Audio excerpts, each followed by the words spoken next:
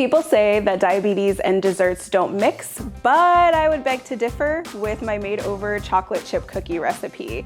I love this recipe because it's not short on taste and it tastes like a classic chocolate chip cookie, but it includes fewer carbohydrates and more fiber. So I'm gonna show you how to make these. Let's get to it.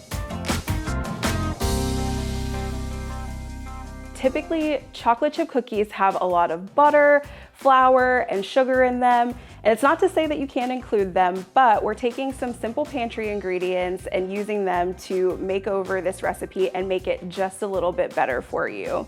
I have my oven preheated to 350 degrees Fahrenheit. Just go ahead and get that out of the way. Then we'll start out with 2 tablespoons of ground flaxseed. And I'm also adding 3 tablespoons of water to that. And this is gonna make a flax egg, which is just the binder for the recipe, but it allows the cookies to be vegan so anyone can enjoy them and there's no worry about what's in them. So that's always really nice. To this mixture, I'll also add 2 tablespoons of vanilla for flavor. I like to add it at this step because it just makes it a little bit easier to mix the flax egg. And we'll go ahead and mix all of this together, and it's going to sit for 3 minutes until it becomes kind of like a little bit of like a jelly consistency. It'll look a little bit like the white of an egg, but it won't be white, obviously. We'll add in 1 cup of almond butter. I use homemade almond butter. I make my own almond butter all the time, but you can use store-bought. That's just as good. Just read the label, make sure it doesn't have any extra added sugar. So we still have some fat in the cookie, which makes it taste really good, but it's a healthier fat, and so it's a little better for you. Next, I'll add 3/4 cup of brown sugar. And one thing that I don't think that people realize is that sugar is sugar, regardless of it comes from. So it doesn't matter if it's brown sugar or honey or white sugar, it's all gonna spike your blood sugar just the same. So when you're using it, just really pay attention to your quantities, but you don't necessarily have to swap out one for the other thinking that it's better or worse. It's actually all gonna spike your blood sugar no matter what kind of sugar it is and where it comes from. And we'll add in our 1 teaspoon of baking soda, and this just helps the cookie to spread. Then we'll add in a 1/4 teaspoon of salt. I just pinch it. Go ahead and use a measuring spoon, and that will make sure you get exact amounts. We'll mix these all together. Just be sure that you get all of the ingredients incorporated before you move on to the next steps, because you wanna make sure that you have an equal amount of everything in every single scoop when you go to roll out your cookies. I really, really love these almond butter cookies. My mom actually inspired them. Like me, she has diabetes, so she was like, I just know that I shouldn't eat one or I can't eat one because I feel like it's gonna spike my blood sugar. And so I was like, well, let me work on something for you. I've been developing these cookie recipes and testing a lot of things out. So I made her these cookies. She could not tell the difference. She had no idea that they were healthier. She was ecstatic because it didn't spike her blood sugar. So she was like, you need to make me 1,000 more of these cookies.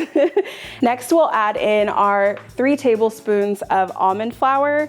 And I like using almond flour in this recipe in place of all-purpose flour for a couple reasons. Almond flour only contains 16 grams of carbohydrates in 1 cup, whereas all-purpose flour contains 95 grams of carbs in 1 cup. So you still may see a spike when you're using almond flour, but that spike with your glucose is gonna be a whole lot less than if you're using all-purpose flour for the full recipe. And this is really the base of the cookie right here. So now we get to add in all of the fun stuff, all the stuff that makes a cookie a cookie. So what we'll do here is we will add a 1/2 cup of chopped almonds.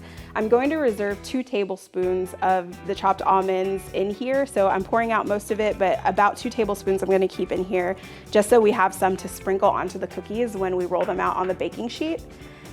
Then I'm also going to fold in a 1/2 cup of mini bittersweet dark chocolate chips. And what I really love about these is that you get the same cocoa and chocolate flavor, but it's a whole lot less sugar. So I'll fold those all in. You don't have to worry about mixing it completely. You just wanna make it so that you get the chocolate chips and the nuts evenly distributed. And so every little bite has a bit of that crunch from the nuts, and then you have that little bit of sweetness from your chocolate chips. All right, so I'm ready to get each of my cookies onto 2 parchment-lined baking sheets. I have my chopped almonds here on the side. We'll use those in just a second. But what I like to do is take a tablespoon, and I do this because I want to get each of the cookies to be the same size so that when they bake evenly and you don't have some undercooked and some overcooked. So we'll just take our spoon. What I do, we won't drop our cookies. What I like to do is I take like a pretty heaping spoonful. I make sure that it's even. So that'll be my first scoop, and I just hold that in my hand, and then I'll get my second scoop and do the same thing. So 2 tablespoons per cookie. Once they're together, this is like another fun like stress reliever moment. You can roll them into balls. So just take them right in between your hands, roll them, make sure everything is nice and together, and then you can stick them on your baking sheet. I put on 12 per sheet, and I space them about 3 inches apart. Then we'll take our 2 tablespoons of almonds and we'll pat those into the top. Just press gently. If they don't all make it on there, that's okay. You'll have some toasted almonds on the side. We'll do a little bit for each one. And you can roughly chop your almonds, so don't worry about them being too thin or too fine or too small. Like, it's really nice to have that like varying texture in there, and I always really like that. And you just need to get a few on each one and gently press them in. You don't want to flatten the balls too much. My dough is ready to go in the oven. I'll pop it in for 10 to 12 minutes or until the tops are golden brown or the bottom has browned. Now let's fill up the second baking sheet.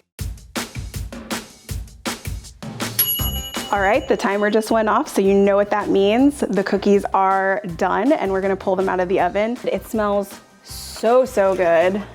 Take a look. They look really perfect. I love the smell of freshly baked cookies, and now I'll have 2 batches. And now the second batch is going right in. So there you have it, a made-over cookie in 20 minutes, and it's one that anyone with diabetes can eat, but everyone will enjoy. So I'm gonna take my bite of one of these cookies because I've been waiting. It's so good, super chewy, and has that really great like chocolate flavor, but also like the toasted nuts from the almond butter. I love it. I can't wait for you to try it. I have a second batch in the oven, but I'm probably not gonna eat them all, so I'm going to take some over to my neighbor. I'm glad she's gonna get the cookies. It's a sweet little surprise.